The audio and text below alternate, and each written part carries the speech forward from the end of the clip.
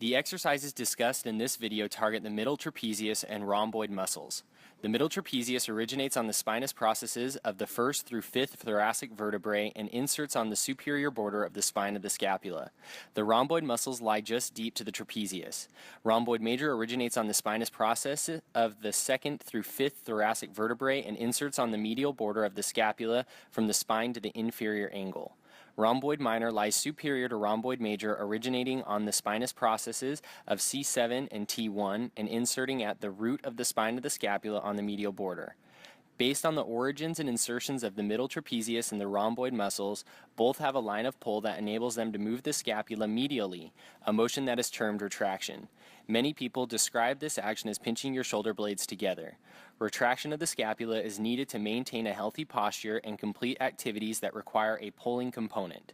In connection with the serratus anterior and the lower trapezius, the rhomboids in the middle trapezius also help to stabilize the scapula on the thorax. The next exercise to be discussed is the reverse fly progression. To begin, the patient is seated with arms abducted 90 degrees and elbows extended. The patient is then instructed to squeeze the scapulae together. To progress this exercise, the patient can be placed prone on the table with their arms hanging off the side. It may be necessary to perform this exercise one arm at a time. To do so, the patient can position themselves on the edge of the table using their uninvolved extremity for stabilization by holding onto the edge of the table.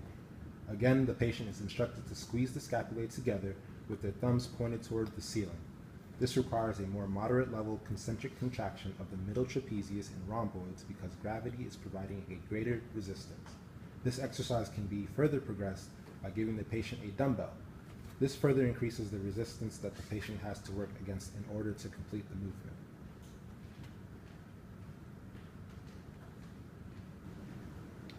The first exercise to be discussed is commonly referred to as scapular squeezes. Traditionally, this exercise is performed in the following manner. The patient should be seated upright and with good posture, back straight, shoulders back, and feet flat on the floor. The patient then squeezes the scapula together as if they were trying to pinch an object placed between them. This requires a low-level concentric contraction of the middle trapezius and rhomboid muscles. To progress this exercise, the patient can be placed supine on the table with their elbows at their side.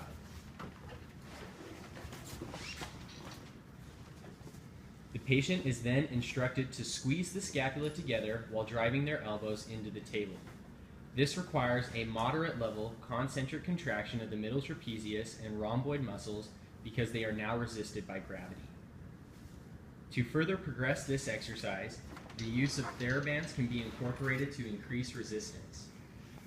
The patient should be standing with feet shoulder width apart and elbows bent at 90 degrees by their side.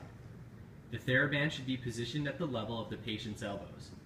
The patient is again instructed to squeeze the scapula together as if they were trying to pinch an object placed between them.